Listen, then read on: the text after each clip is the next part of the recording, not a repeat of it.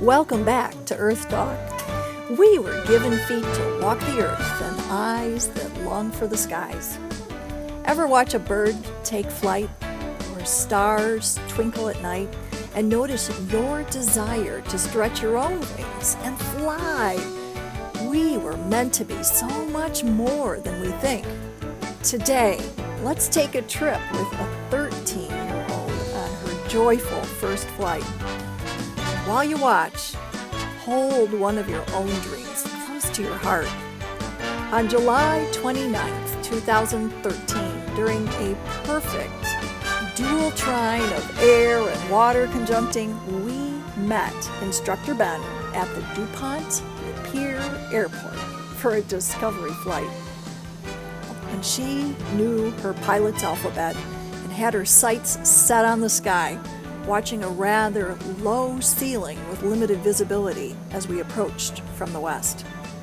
But there was magic in the air, and the skies parted as she sat discussing the dynamics of flight with Ben. So, what's your name? Waara. And what are we going to do today?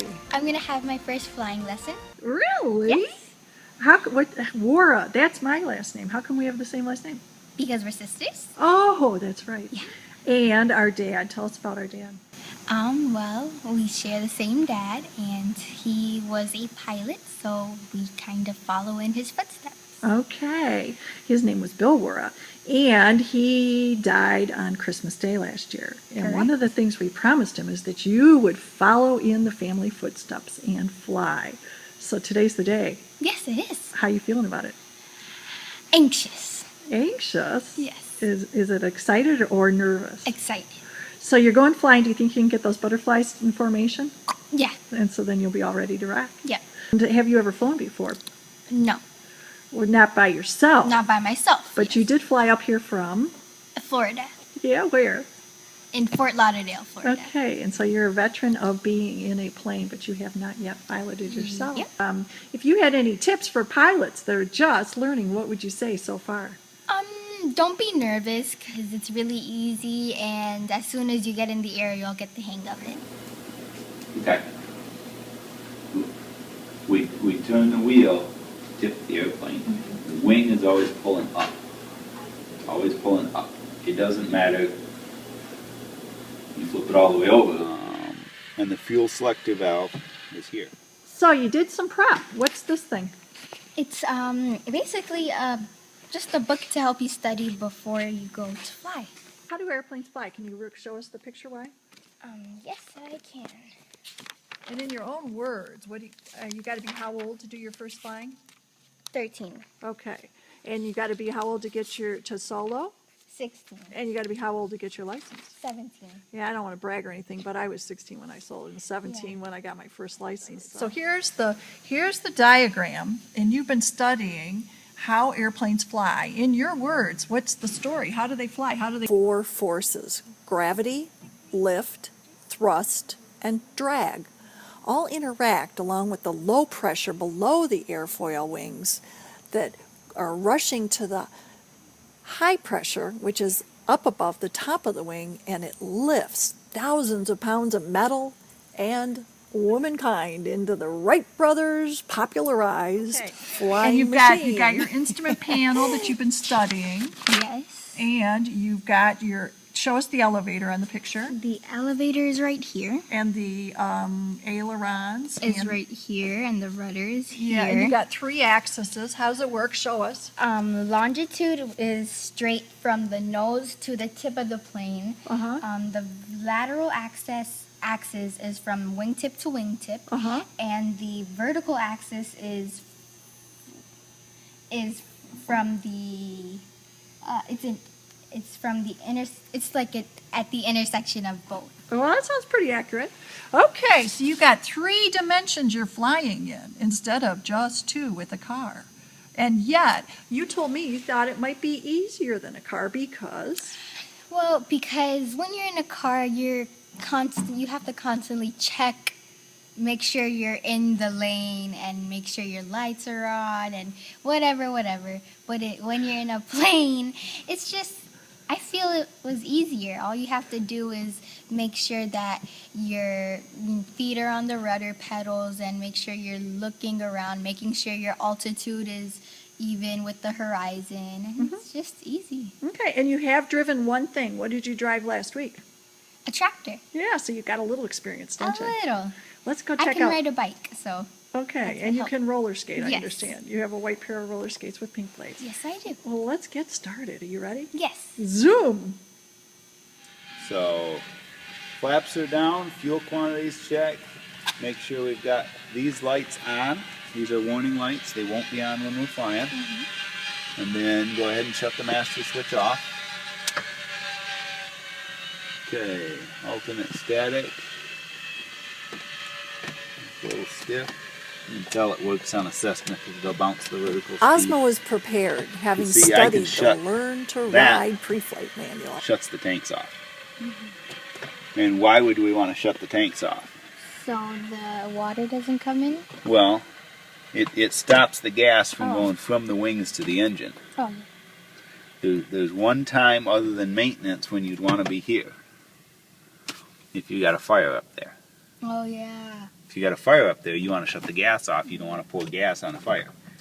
But other than that, this one has a both setting, so we can get both tanks feeding the engine. We typically leave it there. Say they came in too low and there were trees by the end of the runway, a branch will hit here and it'll make a crease. And the strength of this airplane is actually the skin. So you want to kind of watch that. Come back here, look at this, make sure What it's makes not all it- dented up. And we have a little dent here. That's from a rock probably off the landing gear. No big holes. While you're here, this is the rudder cable. Make sure that's still attached well. Something else you'll see sometimes, this tail tie down will be missing. You know what that means? No. Somebody scraped it on takeoff and knocked it off.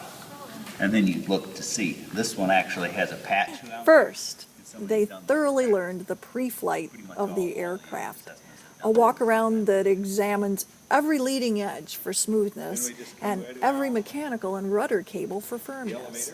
And there's the fuel check to make sure that the fuel is free of water and sediment.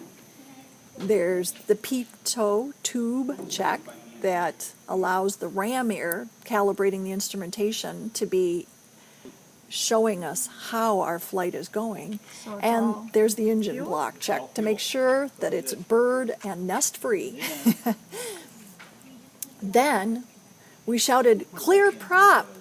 ran up the engines and taxied down the runway. Asma steered with her feet. And so you just have your heels on the floor of the plane and use your toes to kind of steer you along with turning the wheel. Okay, And then if you want to go that way Okay. or that way. okay, so coordinate a right-hand turn for us. Okay. Rudder and turning right, left-hand turn. Ah, here we go. I think I understand. Thank you. Yeah. I think I got it. Very cool. The takeoff was smooth and the view astonishing. The kind where you forget to breathe and oneness captures you for a ride into eternity. Beside me was the spirit of our 80-year-old dad who had died last Christmas Day, Bill Waara. I'd promised Dad that Ozma would be carrying on the Waara children tradition and get a flying lesson. And today was her day. After takeoff, we headed south on Lapeer Road and saw my home from the air. It was amazing. Asma was pilot in command in the left seat, and she read the altimeter for how high above sea level we were, watched her turn indicator for balance turns, synchronizing the rudder tail and the ailerons on the wings for a turn where you don't slip through the sky. And the view was magnificent. The fields seemed planted by the hands of some divine being, and the Hollowell Reservoir up in Columbiaville endlessly twisted and turning, inviting me to come back on land with kayak for exploring. Well, I've been blessed with many flights, starting when I was 3 and flew up north with Dad to get an ice cream cone, or landed on Rose Lake near Cadillac, Michigan in a Aronica on both pontoons and skis, depending on the season. We crop dusted down in Arkansas roads, taking off and landing on the dirt in a tail dragger, and I was in the stick in the rear of the 2 seats. Well, I've woken up at 4 a.m. to fly lead plane in the mountains of Oregon with 2 DC-7Cs, 7 torpedo bombers, both converted with spray booms for grasshopper malathion application. And I've taken helicopter rides over active Hawaiian volcanoes and waterfalls to see the tepuis in Venezuela that rise thousands of feet in the air next to the tallest falls in the world, Angel Falls. And last year, I flew over the rainforest in Ecuador to stay with the Achuar Indians. It was a privilege, although this flight surpassed them all. It was a marriage of heaven and earth, with my dad's soul riding by my side in the back seat. It took my breath away, transported my mind to dimensions before unseen, and caused me to weep. Why do I share all this? Well, as we watch Asma line up on the crosswind in final approach for her very first landing, I want to encourage you to test your own wings, metaphorically perhaps. A first flight knocks on fear's doors and flings it wide open, never to be barred again. It gives you the sense that you can do anything, and then you will. On her way home to Fort Lauderdale, Asma showed the stewardess the footage of this flight, and she got to sit after the plane landed in the captain's seat as a special treat. So you see, a first flight is just the beginning of the rest of your life. The sky's the limit. I was on the way home and a sign read, "Watch children playing." Take your own inner child or children for their first flight. We all desire and deserve to see the earth we cherish from another point of view. Thanks for watching. I'm Ellen Waara with Earthtalk.